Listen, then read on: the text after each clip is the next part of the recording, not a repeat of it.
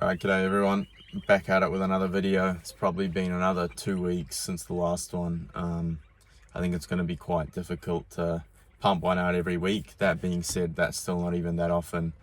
But just this past Monday, I delivered a talk to the men of Campion. So I prepared a bit of a speech around discernment and dating and various other themes to do with virtue and attachment. That's all kind of interweaved in that. So a lot of prep work went into that. Unfortunately, I didn't record it, but I know that some of those points will resurface in these videos, and I have mentioned them, obviously some of them in the dating and Kingdom Queen video as well.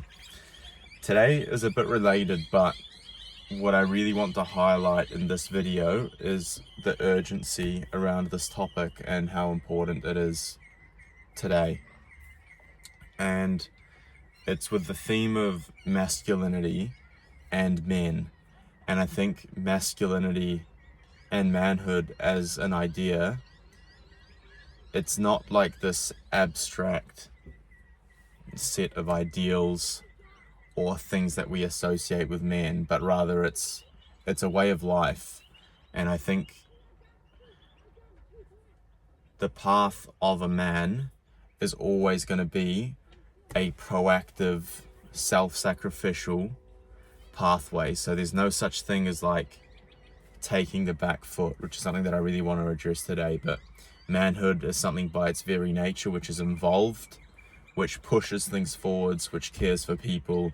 It's very active and involved, and it takes responsibility for things. That's the word that I'm looking for. So, and obviously I want to link this in with religion as well, and how Christianity, manly or masculine, is pretty much the last word that you'd use to describe Christianity nowadays. So I really want to counter that narrative and counter that idea and show you guys that it's really not the case.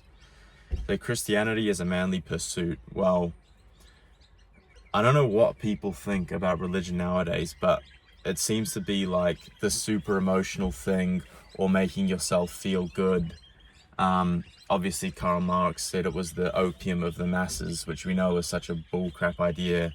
Obviously, he didn't understand religion, and he also didn't understand how communism is actually the opium of the masses, because it gives all these poisonous ideas. It gives an illusion of hope where there's none to be had with the system of communism. But Christianity is a manly pursuit. For a man to be following religion and to be kneeling before the highest ideal is manly. It is not manly to be living a worldly life and to be seeking pleasure left, right, and center, and to be so prideful and blind to the goodness of God and to the fact that He is our creator. That's not manly. Being manly is knowing Him and understanding Him and being subservient to Him. And it's like, he who kneels before God kneels before no man, or something like that. He who stands before God will kneel before no other man. It's that idea that basically nothing else matters outside of God and living a righteous life. Spiritually speaking, Christianity is all about the conquering of the body to the soul. So obviously, as Christians and Catholics, we don't deny the body. We're not Gnostics, but we also understand that we are fallen by nature. So the quest to become a saint is a quest of quieting the passions to a degree and living a saintly life where we can actually channel those desires and our passions into our vocation and into good and holy things. Because we know that if not controlled, if left to our own devices, so to speak, we know that we instantly default to sin. So there's this epic journey and quest as a man to really direct yourself in that way. It's like the channeling of a river. There's all of this energy, all of this masculinity, and you're actually going to use it to build something good and holy. And of course, Christianity, Christ, Jesus Christ, was the ultimate man. He was the preeminent man. He was the man that we are all meant to emulate as men. And the greatest example that he gave us was obviously his death and passion on the cross. And that's ultimately what we as men are called to live. And this is all throughout the New Testament, but obviously in the words of Christ himself, take up your cross and follow after me. Like if you love me, you will take up your cross and follow after me. That we're called to lay our lives down in self-sacrifice, whether it be in the little things or whether it be in the big things or whether it be laying our life down. And Christ very clearly calls us to that. In Ephesians, it also says, husbands, you must love your wives as Christ loved the church. So you must be willing to lay your life down. And I think the step that people fail to make when thinking about the cross and the cross that we individually carry is that it's not the way that you lay your life down, is that you lay your will down. So you stop thinking about yourself, you stop gratifying yourself, you stop seeking things out for the pleasure and good that they give us, and you switch that for the good of another, for the good of the church, for the good of your spouse, for the good of your children. All of a sudden, my entire life is no longer about me. It's lived for the sake of others and for the service of others. So when you lay down your life for someone or something, dying at the end of it is almost a very small part of it. The much bigger part of that self-sacrifice is in those years in between. So we see Christ's service with Saint Joseph and Our Lady and his years of public ministry. There was a lot that happened there that we haven't seen or don't really know. And obviously that was the training in virtue and grace that eventually led Christ to give himself up on the cross. And that's the same way that we're called to live. Like, we're not suddenly going to become heroic martyrs at the end of it if we haven't been laying down our life daily, if we haven't been sacrificing our will daily to the stuff that we don't want to do. So that's kind of the project of a Christian man, and I think of men in general, because we don't even have to be religious to realize that someone who's living purely for their own gratification, that is not a good man, and that is not a man worth aspiring to. And we see figures like Marcus Aurelius the Stoic, who, while they weren't Christian, they came to this realization that at the end of the day, and keep in mind that Marcus Aurelius was someone who had every worldly pleasure available to him. He owned like 20% of the planet, being the Roman emperor. He could have had a different woman every day. He could have had all the wine in the world. He could have remained drunk for the 20 years of his rule. But he said no, that virtue is its own reward, and my only duty, my only satisfaction while I'm alive is having acted virtuously. So he came to that realization, and I think as Christian men, we have this beautiful revelation and this beautiful example in Jesus Christ of how we're meant to live that out. And I'm going to talk a bit more about, I guess, societally speaking, this perception, but you know, we're called to be that sacrificial lamb, and it's going to be really hard, and it's going to call us to do stuff that we don't like, and it's going to call us to grind daily, but there's a beauty in that sacrifice, and there's redemption in that sacrifice. So Christianity is a manly pursuit, the conquering of the body through the soul, and Jesus Christ is the ultimate man. Why is this not being spoken about? Why is this message just so foreign to us? And why is it that when we walk into a church, or when we talk to Christians nowadays, and Christian men, I dare say, this message is not apparent? We've lost the sense of priestliness in men within the church. And I don't mean this as applying to priests, although that's obviously very visible, but the idea of a man being the head of his family, leading his family in worship and virtue, and raising a godly family and a family of saints, the priests leading their flock. You think about the idea of a shepherd. A shepherd back in the day was someone who had to be able to fight off wolves, lions, and different predators, probably thieves as well. A shepherd wasn't this guy just sitting bloody sipping a cup of tea out in the mountains. He had to be on his feet, active, guarding against enemies, chasing down the lost sheep. Like that's the archetype that's used for our Lord. That's the archetype that needs to be used for us as men. There's no such thing of guys being in the back seat or guys being in the back pews at the church. No, men were leading us forwards. They were leading the church, leading the liturgy in the role of a priest and in the role of acolytes and altar servers. They were leading from the front. What do we have now? We have women doing the readings, women altar servers, women sacristans. Everywhere, there's just this femininity around this. There's the softness, the singing, the gentleness, the love and the mercy. Granted, they're parts of the church, but why was the church called the church militant?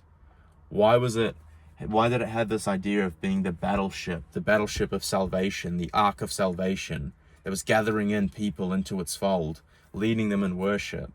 It was this great masculine ideal, this masculine endeavor, and men and women together were called to evangelize and go to the ends of the earth and baptize all nations. But all that we've got now is this very reclusive, self-contained, soft and gentle, and it's like people don't want to offend anyone.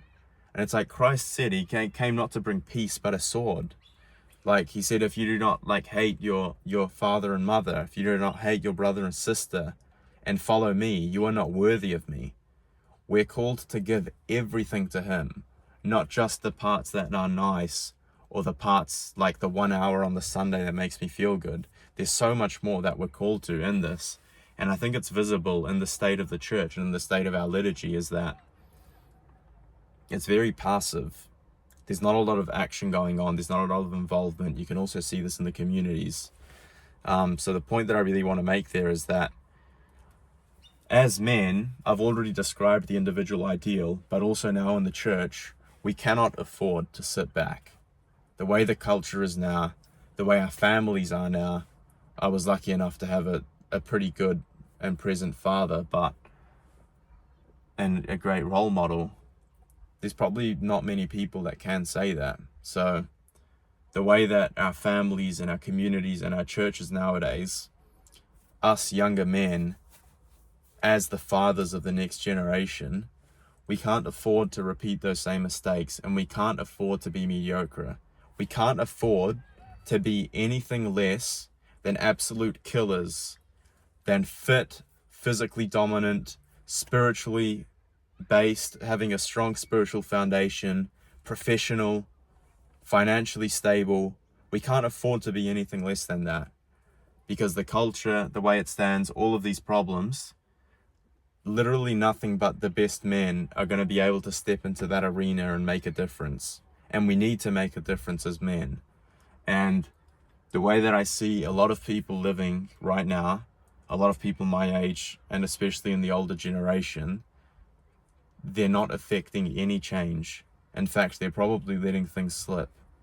So I really want this to be an urgent call and an urgent cry that the church needs you as a man, and your community needs you as a man, and your future family and your spouse needs you as a man and needs you as a leader. The church needs a solid presence, and we need to take back all of this ground that has been lost due to liberalism, feminism, my bad. But yeah, there's no use speaking about what caused it, but we really need to take that ground back and get back on the front foot on this. And that's why I'm never going to stop saying it. But as a man, you have to be going to the gym. You have to be training. You have to be working hard. You can't really be taking days off. And I'm not saying this from a place of grind culture or what would you call it? I've got to be working out every day because otherwise I'm not worthy as a man. No. It's taking a look at the current situation and having a long and hard think about what's actually required to remedy this. One of the points that I brought up in my talk was that 73 million children are aborted every year. That's 200,000 every day. That alone should be cause enough for you to say there might be something wrong here. 200,000 mothers, because obviously to have an abortion there has to be a mother of a child, are not getting enough support from the guy that gave them the baby or their families, to the point where they think killing it is the best and most convenient solution. We're doing something wrong. So that's probably enough of that. Please rewatch this if it hasn't sunk in. If it has, some actionables, as I said, get in the gym. If you're a Christian or a Catholic man, get involved, start taking your faith seriously, do your spiritual reading, understand your church history, and start leading from the front in your community, because no one else is. Like, I arrived at this parish here, and there were very few older altar servers, but it's literally like, it's like a wasteland for men. Like, guys are just content to have kids and stay at home and not get involved or anything, or the most social thing they'll do is go and play some sports one night a week. We need to be more dominant and be way more involved in the leadership than what we are currently. And I don't think it's an overextension of me to say that that's probably the case in most communities, that you need to get involved. Get involved in church, get involved in leadership, start making a difference, start being the change that we need to see. Alright guys, I think that's pretty much it. I probably could have split that up into 2 videos. I think it's probably something that I want to elaborate and develop more. If you want to see more actionables around this, that might be the next video. What I finished up on my talk at Campion was basically like 3, it was 4, but I could have put it down to 3, I guess 3 pillars of improvement or development that I think all men should keep at the forefront of their minds while making decisions, but also just while behaving day to day. Like, what should my ideal day look like? Kind of basing or suggesting some ideals that you could use to craft that. Alright, hopefully that was helpful, guys. Not the most flattering angle for me, but I tried propping it up and crap. I ended up putting it on the old phone holder. Let me know what you think. Let me know if you disagree. Also, let me know if you agree, because we need to affirm each other as men. If we're doing the right thing, or if we're speaking the right message, doing the right actions, or training hard, speak up and compliment that and affirm that, so we encourage the right behavior. So please let me know if you found this enlightening, if you agree. Share it around, share it on Facebook, like, yeah, all of that good stuff. And make sure you subscribe. Alright guys, thanks for watching. God bless.